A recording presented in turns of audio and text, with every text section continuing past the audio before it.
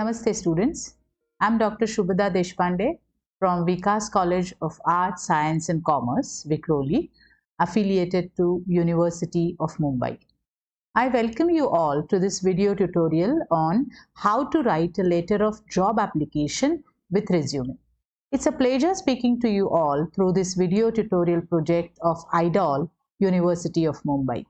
We will be discussing how to write a letter of application with resume, which is an important document that every one of you need to write at least once.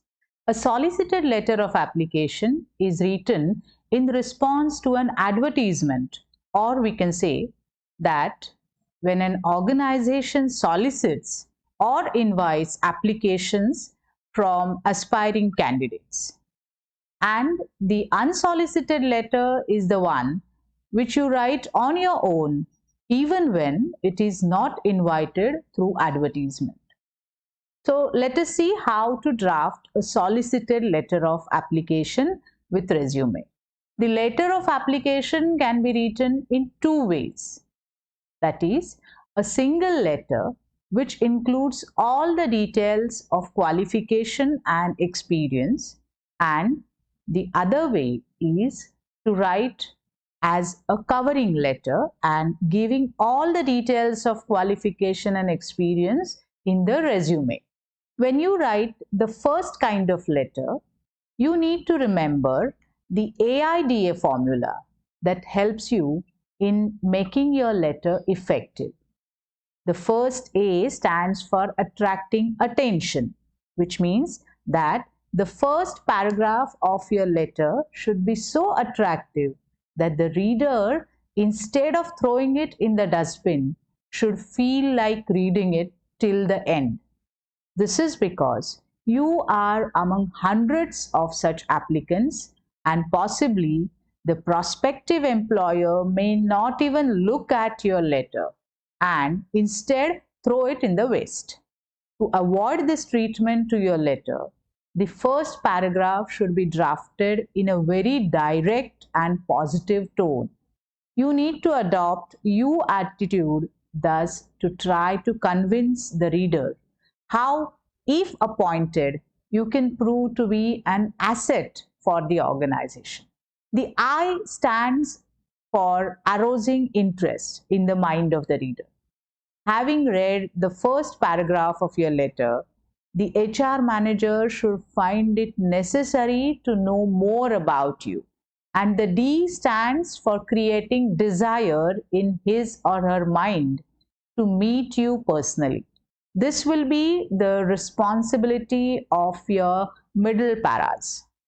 These paras need to provide all the details of your qualification and experience, which will be a convincing introduction to your personality. The last A stands for promoting action. The last paragraph should be written so smartly and tactfully in a polite tone that the person will be prompted to act accordingly. And what is the action that you want the person to follow? Naturally, to call you for an interview. So, the last para should be able to prompt the reader to call you for an interview at the earliest. Now, we will see how to draft the application along with resume. As I said, it should only remain a covering letter. Remember, it needs to be written in full block form. Here, in the right hand corner at the top, you are supposed to write your own name with complete address followed by the date. The inside address, which means the address of the receiver of your letter, needs to be written here. Generally, we are used to writing to before the inside address. But let me tell you, in this and in any other letter, please do not write to before the inside address. In case of the advertisement that mentions the post box number of the advertiser, you should begin the inside address with the advertiser, comma, followed by the post box number on the next line, and then the remaining address as given in the advertisement. If instead of the post box number, the address of the HR manager of that company is given, simply write the address as provided in the advertisement. The subject is to be written in the center. It would be application for the post of, the post will be as advertised. We will write here sales executive. The salutation will be dear sir / madam. And then in the body of the letter, you will write this is with reference to, or with reference to, or this is in response to, or in response to, whatever way you find it better. So the beginning of your first para is this is with reference to your advertisement in the Times of India dated 1st October 2022, full stop. I wish to offer my services for the post of sales executive in your esteemed organization. Come to the second para now, wherein your first sentence would be I am enclosing the details of my qualification for your convenience. And you can add here one more sentence. I am writing this in the belief that my qualification and experience fit me for the post of sales executive in your organization. And then the third para would say, looking forward to a call letter for an interview at your convenience. And then put a comma there. Next line can say, assuring you of my best services, followed by a comma.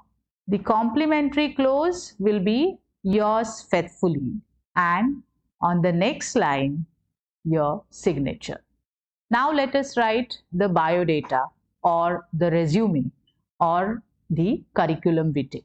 Just to brief you on the difference among these three terms, please remember that the resume and the curriculum vitae are more elaborate than the biodata. So to begin with, there are three types of biodata: chronological, functional, and combined.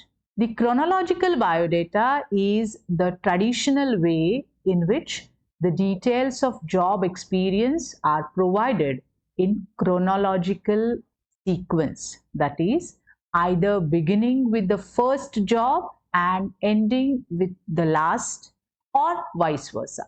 Functional biodata focuses on your strengths and achievements, and the combined biodata is a combination of the two.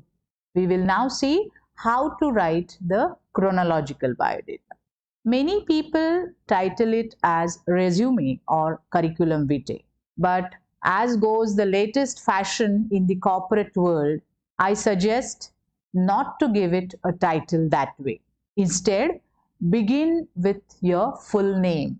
Name should be followed by your address. Some of you can have two separate addresses. Your permanent address can be different from your local address. In that case, you should provide both the addresses. Then write your contact number, which will be followed by email ID and the date of birth. Also specify the marital status. So these will be your personal credentials. It will be followed by the educational qualifications. I suggest you should always provide it in tabular form. The table should include the columns, the examination passed. Second column will be the name of board or university from where you have passed it. The third column will be the month and year of passing, and the fourth one will include the percentage or grade. This will be followed by experience, which again I would suggest you better present in tabular form. Many people title it as resume or curriculum vitae. But as goes the latest fashion in the corporate world, I suggest not to give it a title that way. Instead, begin with your full name. Name should be followed by your address. Some of you can have two separate addresses. Your permanent address can be different from your local address. In that case, you should provide both, then write your contact number, which will be followed by email ID and the date of birth. Also specify the marital status. So these will be your personal credentials. It will be followed by your educational qualifications. I suggest you should always provide it in tabular form. The table should include columns. The examination passed will be one column. Second will be the name of the board or university from where you have passed it. The third column will be the month and year of passing, and the fourth one will include the percentage or grade. This will be followed by experience, which again I would suggest to present in tabular form. Here in this table, the columns will be the name of the organization, the tenure for which you worked in the organization. It is possible that you are presently working with some organization and still have applied for this job. In that case, you should write the tenure this way. Suppose you joined the organization in May 2019 and still you are working there. Then you should write May 19, that is May 2019 till date. The third column should be the designation or the post on which you are working in that company. Remember, both your educational qualification and experience should be presented in reverse chronological sequence, which means you should write your latest qualification and experience first. Then we'll follow the earlier ones. The next part would be additional qualifications. This can be presented in bullet form. This will include any additional qualifications like some certificate courses that you have completed which are relevant to this job.